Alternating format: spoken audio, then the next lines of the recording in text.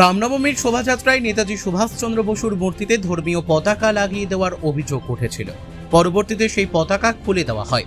এই গোটা ঘটনা নিয়ে ব্যথিত মালদহের মানিকচক এলাকার মানুষ। এরই মাঝে মানিকচক স্ট্যান্ডে অবস্থিত সেই নেতাজি সুভাষচন্দ্র বসুর প্রতিকৃতি মূর্তিতে মালা দিয়ে যথাযথ মর্যাদায় শ্রদ্ধা জ্ঞাপন করল বামফ্রন্ট মনোনীত সিপিআইএম এর মানিকচক বিধানসভা কেন্দ্রের প্রার্থী দেবজ্যোতি সিনহা।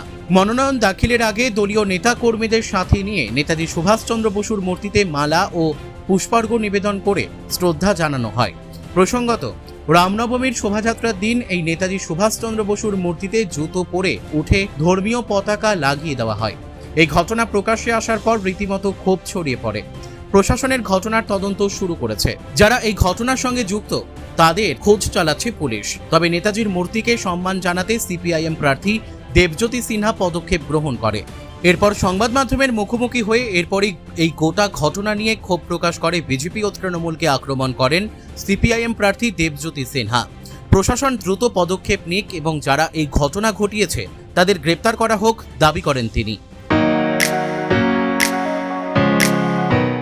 রায়গঞ্জের নিশীথ সরণিতেই মিলছে ফ্যাশনের সেরা কালেকশন।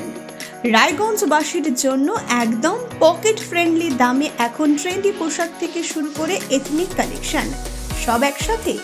হ্যাঁ, আমরা বলছি আজকালের কথা। এখানে মিলছে এক ছাদের নিচে পরিবারের সবার জন্য পোশাক, মহিলা, পুরুষ আর শিশুদের জন্য অসাধারণ কালেকশন। মহিলাদের জন্য মন কাড়া শাড়ি, ব্লাউজ আর এথনিক কালেকশন। পুরুষদের জন্য ফর্মাল ও ক্যাজুয়াল ট্রেন্ডি পোশাক। শিশুদের জন্য রঙিন, আরামদায়ক ও ফ্যাশনেবল পোশাক যা ছোটদের মুখে হাসি ফোটাবে। শুধু বৈচিত্র্যময় কালেকশন নয়, এখানে দামের সঙ্গেও পাওয়া যায় নিশ্চয়তা।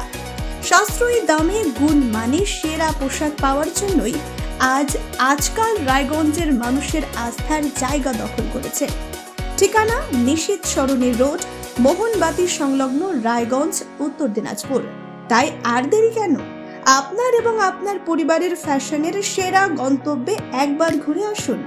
আজকাল আপনার ফ্যাশন, আপনার ঠিকানা। আমাদের পরিষ্কার কথা, মুসলিম মসজিদে যাবে, আজান দিবে, পড়বে, এবং যে হিন্দুরা মন্দিরে যাবে, কেউ বাধা দিলে প্রশাসনকে ব্যবস্থা নিতে হবে। আর তার আগে বামপন্থী কর্মীরা এই বিভাজনের বিরুদ্ধে লড়বে। কিন্তু খুবই দুর্ভাগ্য, রামনবমীর উৎসবে আমিও ছিলাম মথুরাপুরে। আমার হাত দিয়েই বজরং বলি হনুমানের ছবি, যে দেবতা আছেন, আমি সেটা দিয়েছি পুরস্কার হিসেবে। কিন্তু এখানে যেটা হয়েছে এটা মেনে নেওয়া যায় না।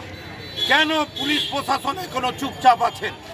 নেতাজি সুভাষচন্দ্র বসুর মূর্তিতে কেউ বজরঙের ঝান্ডা পড়াবেন, কেউ তার পা দিয়ে উপরে উঠবেন, এটা মেনে নেওয়া যায় না, মানতে পারি না। তার বিরুদ্ধে প্রশাসনিক ব্যবস্থা নেওয়া উচিত। ভিডিও ফুটেজ আছে, সব কিছু আছে। আর আমি তো অবাক হলাম, বিজেপির প্রার্থী, তিনি একজন শিক্ষক, তিনি ছাত্রদের পড়ান। যে নেতাজি সুভাষ বসু দেশ বরণ্যের নেতা, বাঙালি হিসেবে গর্ব, কার বলা উচিত ছিল সাংবাদিক বৈঠকে যা হয়েছে এটা অন্যায়, কিন্তু তারা একটাও কিছু বলেননি। তৃণমূল এবং কংগ্রেসেরও প্রার্থী এই নিয়ে কোথাও একটাও বক্তব্য করেনি। আমি আজকে মানুষের প্রতিনিধি হিসেবে আমি নিজে খুব ব্যথা নিয়ে আজকে নমিনেশন করতে যাচ্ছি। কেন নমিনেশনের 6 তারিখ শেষ দিন। পিছন দরজা দিয়ে তো বিজেপি এবং যে তৃণমূলকে আমি জিততে দিতে পারি না, আমার পার্টি জিততে দিতে পারে না। কিন্তু এই উগড়িটোলা, যেখানে নেতাজি সুভাষচন্দ্র বসুর মূর্তি আছে, এখানে কয়েকশো মানুষের নাম বাদ। এখানে পথ অবরোধ হয়েছে, 167 জনের নাম বাদ। 50 বছর 60 বছর ধরে ভোট দিচ্ছে। আমাদের পার্টির নেতা মোহাম্মদ সেলিম কোর্টে গেছেন। আমরা এখানে লড়ছি।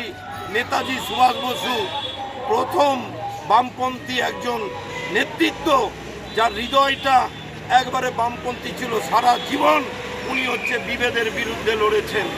স্বাধীনতার কথা বলার জন্য, আনবার জন্য গোটা বিশ্ব ঘুরেছেন।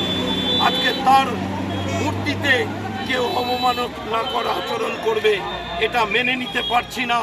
আমি ব্যথা নিয়ে আজকে নমিনেশনে যাচ্ছি। কি করলেন এবং নমিনেশনে যাওয়ার আগে? তাকে প্রণাম করে তার তার হচ্ছে যে তাকে তার যে সেই বিখ্যাত যে স্লোগান জয় হিন্দ, সেই কথা এই মানিকচকের সাধারণ মাসির বলে আমি হচ্ছে আজকে নমিনেশনে যাচ্ছি। আমি আশা করব এই বিভেদের রাজনীতি যে যাকে সমর্থন করেন সেটা তাদের ব্যাপার, নিশ্চয় নির্বাচনে অংশগ্রহণ করে তারা ভোটটা প্রয়োগ করবেন, কিন্তু ভোটাধিকার কেড়ে নেওয়া হবে। যে গণতন্ত্র, যে ধর্মনিরপেক্ষতা, যে স্বাধীনতার জন্য নেতাজি সুভাষ বসু সহ অন্যান্য বীর সেনানীরা প্রাণ দিয়েছেন, তাদের অবমাননাকর কিছু হলে একজন বামপন্থী কর্মী হিসেবে এ জিনিস সহ্য হবে না। তাই আমি আজকে মথুরাপুরেও নেতাজি সুভাষচন্দ্র বসুর প্রতিকৃতিতে আমি মাল্যদান করেছি। আমি হচ্ছে এখানে সবচেয়ে বড় যে মূর্তি আছেন, আমি বিধায়কই এখানে তার আর্থিক তহবিলে তৈরি করেছেন। আমি জানি তিনিও অসুস্থ আছেন, তিনিও আমার এই মানিকচকের ভোটার। আমি অনুরোধ করব তার কাছেও এই বিভেদের রাজনীতি যা করতে চাইছে আপনার দল এবং অপরদিকে বিজেপি, তাকে রুখে দিন। আমরা বামপন্থীরা রুখব। আজকে আমি 100 কোটি প্রণাম জানাচ্ছি নেতাজি সুভাষ বসু। মালদা থেকে পরিতোষ সরকারের রিপোর্ট, পুলিক নিউজ।